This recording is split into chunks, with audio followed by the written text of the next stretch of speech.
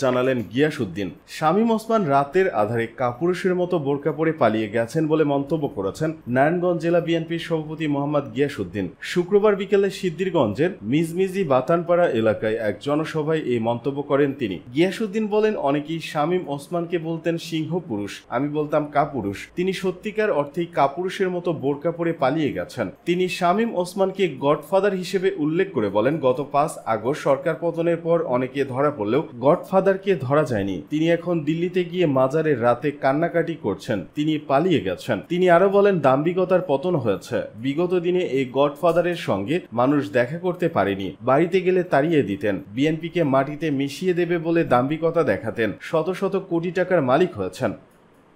ফেনীর আওয়ামী লীগের গডফাদারের অভিভাবক তিনি।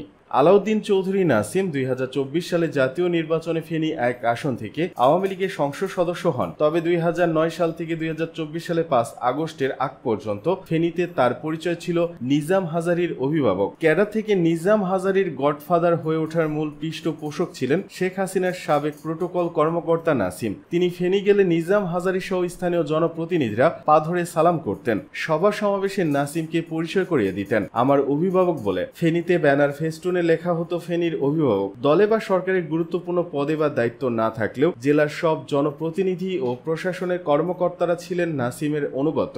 নাসিমের এত প্রভাবের কারণ খুঁজতে ফেনীর রাজনৈতিক নেতাসহ গুরুত্বপূর্ণ বিভিন্ন শ্রেণী পেশার ব্যক্তিদের সঙ্গে কথা হয়। তাদের ভাষ্য, আলাউদ্দিন নাসিমকে আগে সবাই শেখ হাসিনার প্রোটোকল অফিসার হিসেবেই চিনতেন। এর বাইরে তিনি শেখ হাসিনার ছোট বোন শেখ রেহানার ঘনিষ্ঠ হিসেবে পরিচিত ছিলেন। আড়ালে আবডালে ফান্ড ম্যানেজার বলেও আলোচনা করতেন অনেকে। ক্যাডার থেকে নিজাম হাজারীর গডফাদার হয়ে ওঠার মূল পৃষ্ঠপোষক ছিলেন শেখ হাসিনার সাবেক প্রোটোকল কর্মকর্তা নাসিম। কেবল ফেনীতে নয়, 2009 সালে শেখ হাসিনার নেতৃত্বে সরকার গঠনের পর কোনো পদে না থেকেও জনপ্রশাসনে পদোন্নতি ও পদায়নের ক্ষেত্রে গুরুত্বপূর্ণ হয়ে ওঠেন নাসিম। পাশাপাশি প্রভাবশালী একজন আবাসন ব্যবসায়ী সহ বড় কয়েকটি ব্যবসায়িক গ্রুপের স্বার্থ রক্ষায় ভূমিকা পালন করতেন। নিজেও বিদ্যুৎ কেন্দ্র সহ বিভিন্ন ব্যবসায়ী অংশীদার হন। পাশাপাশি সাবেক সংসদ সদস্য মির্জা আজম, ওবায়দুল মোক্তাদির চৌধুরী, বাহাউদ্দিন নাসিম ও চট্টগ্রামের সাবেক মেয়র আজম নাসির উদ্দিনকে নিয়ে একটা ছোট স্বার্থন্বেষী গ্রুপও তৈরি করেন বলে ঢাকায় বিভিন্ন সূত্র থেকে জানা গেছে। তাদের ভাষ্য, আলাউদ্দিন নাসিমকে আগেই সবাই শেখ হাসিনার প্রোটোকল অফিসার হিসেবে চিনতেন।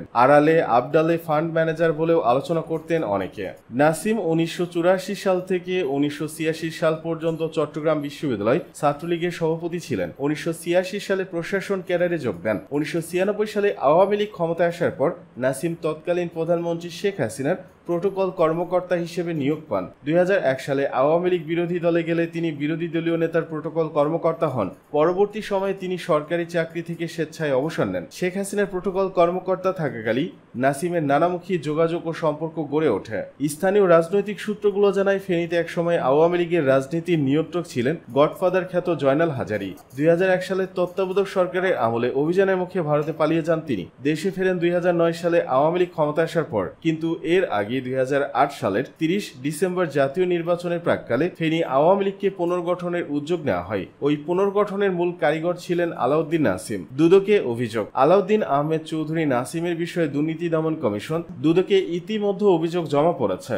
গত 15 বছরে তিনি অবৈধ উপায়ে বিপুল অর্থ উপার্জন ও পাচার করেছেন বলে এই অভিযোগে বলা হয়। দ্বাদশ জাতীয় সংসদ নির্বাচনে হলফনামায় নাসিম নিজের ও স্ত্রীর নামে 108 কোটি টাকার সম্পদ দেখিয়েছেন। বার্ষিক আয় দেখিয়েছেন 3,57,295 টাকা এবং তার স্ত্রীর 69,46,650 টাকা। তবে স্থানীয় লোকজন মনে করেন, এই হিসেবের বাইরেও নাসিম ও তার পরিবারের সদস্যদের দেশে বিদেশে নামে বেনামে রয়েছে বিপুল অর্থ সম্পদ। তার মেয়ে কানাডায় থাকেন। আলাউদ্দিন আহমেদ চৌধুরী নাসিমের বিষয়ে দুর্নীতি দমন কমিশনে ইতিমধ্যেই অভিযোগ জমা পড়েছে। গত 15 বছরে তিনি অবৈধ উপায়ে বিপুল অর্থ উপার্জন ও পাচার করেছেন বলে এই অভিযোগে বলা হয়। ফেনীতে আওয়ামী লীগের রাজনীতিতে নাসিম অভিভাবক হয়ে উঠলেও জাতীয় রাজনীতিতে তার নাম আলোচিত ছিল না। 2012 সালে তাকে আওয়ামী লীগের কেন্দ্রীয় কমিটির নির্বাহী সদস্য করা হয়, যদিও পরে ওই সদস্য পদ থেকে তাকে অব্যাহতি দেওয়া হয়। গত 5 আগস্ট আওয়ামী লীগ সরকারের পতনের পর আলাউদ্দিন নাসিম, তার ভাই জালালউদ্দিন আহমেদ ও চাচাতো ভাই সাজেল সহ তাদের সহযোগীরা আত্মগোপনে চলে যান। তবে জালালউদ্দিন আহমেদ চৌধুরী